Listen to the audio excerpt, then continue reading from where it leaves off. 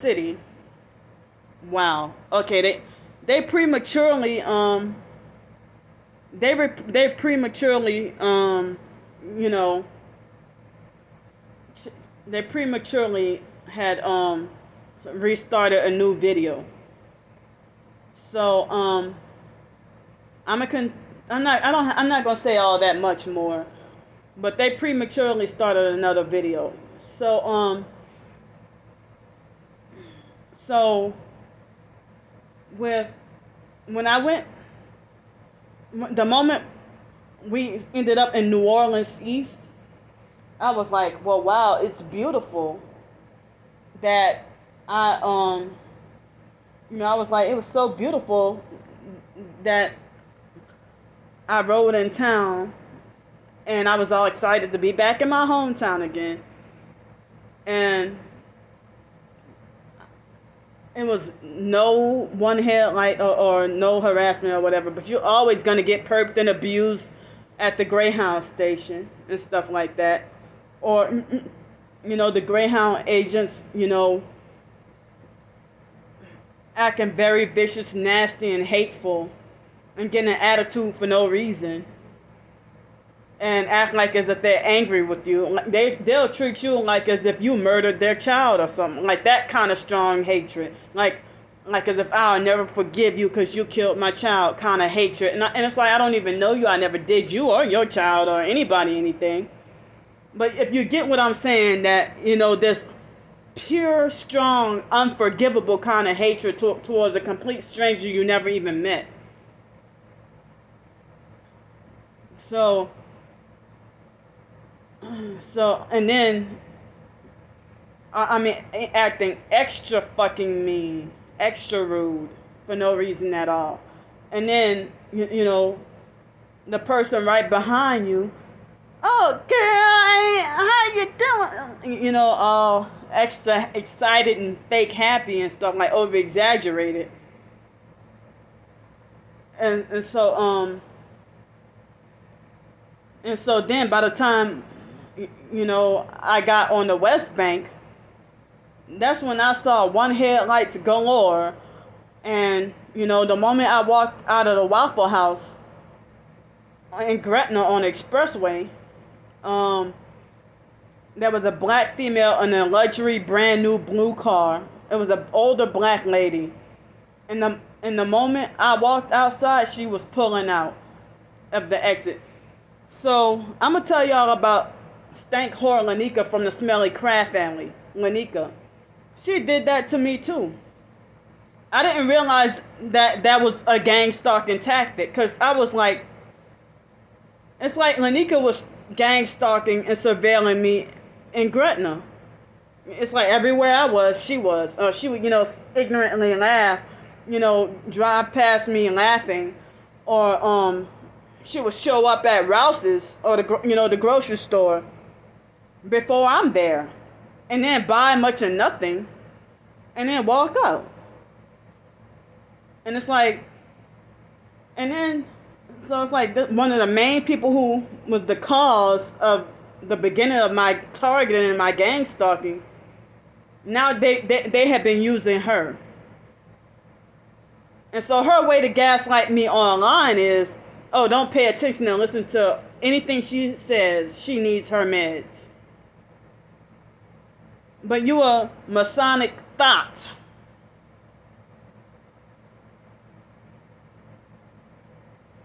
And so then, at that same Waffle House, I didn't realize that, I was walking, and I had an unwanted, intrusive thought about her randomly for some reason. And then I show up, and it's her physically, the exact same vehicle and exact same license plate.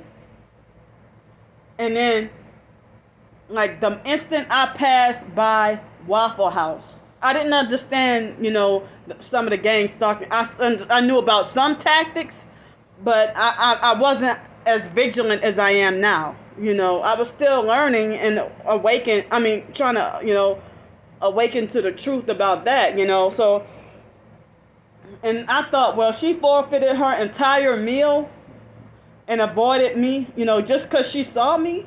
And I felt bothered by that. And so come to find out, I didn't realize that, I'd come think of it later, that wasn't the case. She was one of those perps waiting for me. Lanika, Simeon, Harold, from the Smelly Crab family. The Masonic Smelly Crab family. They got her on board to perp me. So Lanika, Angela, Simeon, Harold. So that's what she did. She sat in the doggone vehicle. It was like a pinkish, reddish kind of Buick Encore. And she was sitting there waiting for me. Like a perp, The moment I walked by, and then she pulls out and backs out of, like she was sitting there, not even a customer. and then, because I think I saw her pull onto the, and then drive in the parking lot. And then the moment she noticed me, she was like, oh shit, and got nervous and then went and drove off. And I thought, well, damn, did she hate me so much that she forfeited her entire meal to avoid me? But now it makes more sense. Now I have a better understanding of what she did to me. That what happened was that she was one of the perps waiting for me at Waffle House in Gretna. And then the moment I passed by the building, on the I was walking on the sidewalk, and then I pulled out. She pulled out and then sped off like, how like a guilty, nervous perp, but excuse me. But if I would have been aware of, the idea that there was such thing as a targeted individual community, that people and filming and stuff, I would have had her on film long time ago. And the last time I saw her surveilling and gang stalking me was New Year's 2019. And she was gang stalking me near the other Rouses in downtown New Orleans. I kind of forgot the names of some of those streets, but not all that far from Poydras Street. A couple of blocks off of there. I can't think of the I don't remember some of the names of the streets. But and it looked like she was drinking something alcoholic and driving. So I don't know. I'm not, like, I am totally ignorant to alcoholic drinks and stuff like that, but it looked like she was drinking some kind of liquor or something alcoholic and driving and gang stalking me. And one time she had what at the time was her boyfriend or fiance. Now they're married or whatever. And of course he would also deny, say, my wife don't gang stalk you. Yeah, she does. But he might be in on it too, And so, I remember they had this white lady shortly before I moved to Pensacola. And it happened like quite a few times. Why did they have, like, before I realized about, before I got the full picture of gang stalking. And there was a white lady in a white vehicle. I don't remember if it was one headlight or not, because I guess I wasn't that vigilant enough. But all I know is I thought it was weird, and I felt a little awkward. Why would you come and ride by me and sit by me, and then be on your phone for what seemed like 20 minutes? And I'm like, well, no way could you. And it's like too many people I saw, like, this happening too much. And I didn't really get to grasp, what was going on. So I'm sitting here wondering, I'm trying to figure out, why are you sitting here your car so close to me? You parked in a area where there's traffic. I'm standing at the bus stop, and you're parked your car at the bus stop and sit down, right next to me in your car, in your white car, looking down at your phone the whole time. The whole time, didn't look up at me.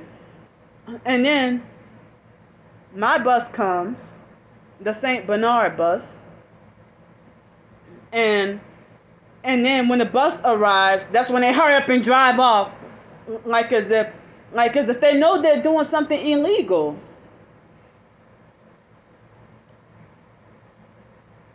Just like when I put the perps on film, and then they hurry up and speed up like a bat out of hell. Once and it's like too late. I got your license plate and everything. But some perps want to be seen. In the day that Lanika had laughed at me at Rouse's at the grocery store, she walked out without buying anything, and I had groceries to buy. But she stood in a checkout line with no items and said something to the cashier. I don't know. And then we both walked out at the, exact time. And that was, I said hello, and then she turned around and got an attitude with me. First she was ignoring the shit out of me, and then rolled her eyes and got an attitude. Like she just didn't want to be bothered. And then she started ignorantly laughing and stuff. Like she thought it was funny. And so, I was bothered for a long time about, if I hadn't seen you in years, why are you acting like bizarre and erratic? I got my confirmation. You a perp. And then,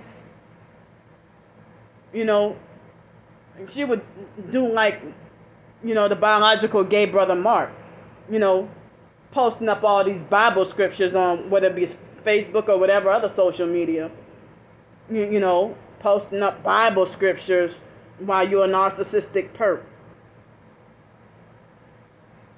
So, Lanika treated me like a total stranger and wanted absolutely nothing to do with me.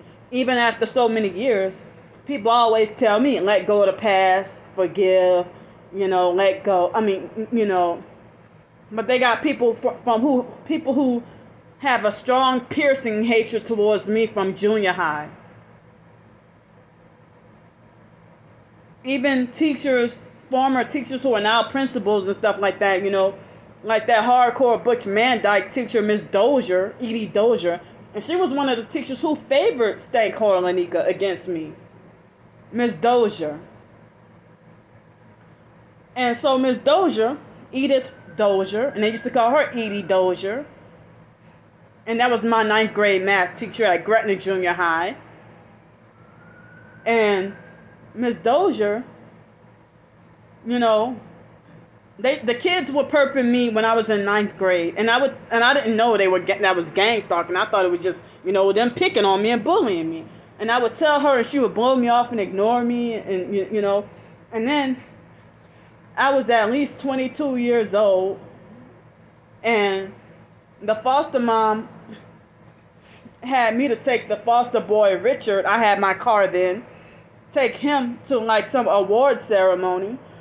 Miss Dozier was the principal at that time, and and Miss Dozier got an attitude with me and treated me like I wasn't supposed to be there when I was there accompanying the foster boy Richard.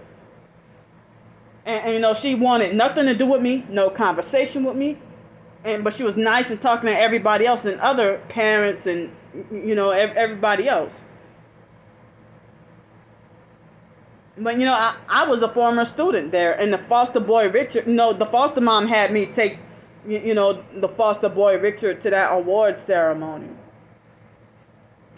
And so I've had moments where Miss Sally Falcone from McDonough 26, when the foster sister Shelley would have me use my car to go and pick up her daughter Alex and her son Ryan from school. And Miss Sally still had the same kind of prejudice and hate, not racial, but, mental health stigma kind of prejudice.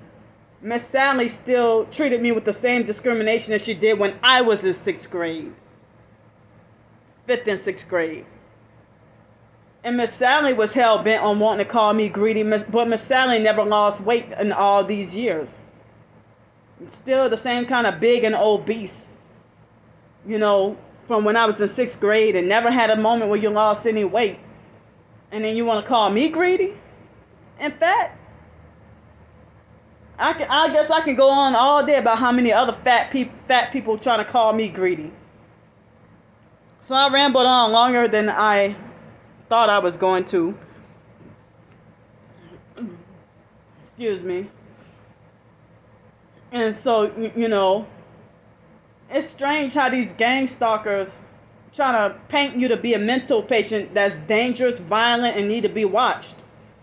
But then they start following and harass you worse than celebrity paparazzi and keep taunting and harassing and bullying you until you snap out and then try to say that, oh, you're just a violent person, so that's why you need to be watched and surveilled. But, if they do stuff on purpose to make you mad and provoke you to lash out,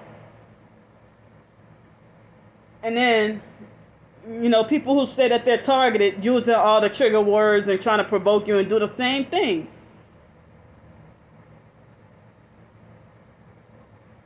So, these are me detailing my experiences of my targeting.